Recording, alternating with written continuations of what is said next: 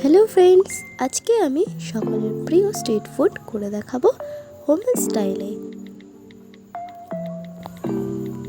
By the way, আমি কোয়েল, আপনারা দেখছেন কোয়েল কুকিং। আজকের রেসিপি ডিম টোস্ট। ডিম টোস্টের জন্য আমি সবার প্রথম নিয়ে নিচ্ছি 1 প্যাকেট টোস্ট। তারপর নিয়ে নিচ্ছি আমি কুচানো পেঁয়াজ ও কুচানো কাঁচা লঙ্কা। কুচানো পেঁয়াজ ও কাঁচা লঙ্কার মধ্যে আমি 2টো ডিম আস্তে আস্তে করে ফাটিয়ে নিচ্ছি। এরপর দিয়ে দিচ্ছি আমি সামান্য পরিমাণ লবণ। সমস্তগুলো একসঙ্গে ভালোভাবে ফেটিয়ে নিতে হবে একটা চামচের সাহায্যে।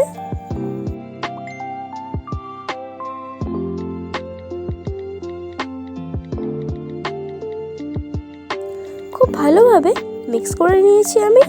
এরপর কড়াইতে হালকা গরম করে দিয়ে দিচ্ছি আমি টোস্টগুলোকে।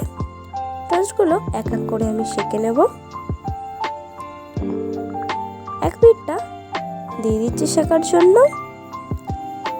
একটা খুন্তির সাহায্যে আলতো আলতো করে সেঁকে নিতে হবে। এক পিঠটা 1 থেকে 2 মিনিট সেঁকা হয়ে গেলে অন্য পিঠটা আমি উল্টে নিচ্ছি। ঠিক এমন করে কিন্তু টোস্টগুলোকে সেঁকে নিতে হবে। ওভারকুক হলে কিন্তু টোস্টগুলো পুড়ে যাওয়ার সম্ভাবনা থাকবে, এদিকটা কিন্তু খেয়াল রাখতে হবে। সমস্ত টোস্টগুলো আমার কিন্তু সেঁকা হয়ে গিয়েছে। এরপর আমি কড়াইতে পরিমাণ মতো তেল দিয়ে দিচ্ছি। তেলটা গরম হয়ে গেলেই দিয়ে দিচ্ছি আমি ফাটানো ডিমটাকে।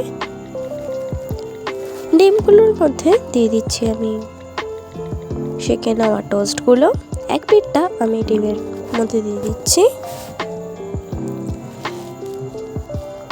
যখন দেখবেন ডিমগুলোকে তেল ছেড়ে উঠে আসতে চাইছে, তখনই আমি আর এক পিঠটা উল্টে দিয়ে ভেজে নেব। প্রায় 1 মিনিটের মতো কুক করে নিতে হবে।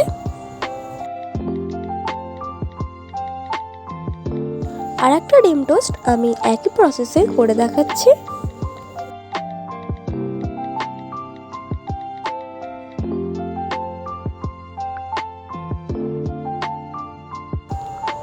এমন করে ডিম টোস্ট তৈরি হয়ে গেল।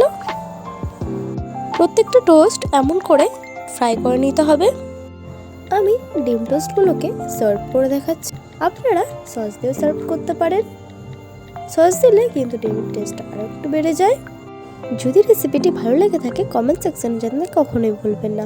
আপনাদের ছোট ছোট কমেন্ট আমাকে অনেকটাই অনুপ্রেরণা জাগায়। তবে আমি কোয়েল, আপনারা দেখছিলেন কোয়েল কুকিং। দেখা হচ্ছে আপনাদের সাথে নতুন রেসিপি নিয়ে নেক্সট এপিসোডে। ভালো থাকবেন, সুস্থ থাকবেন, বাই।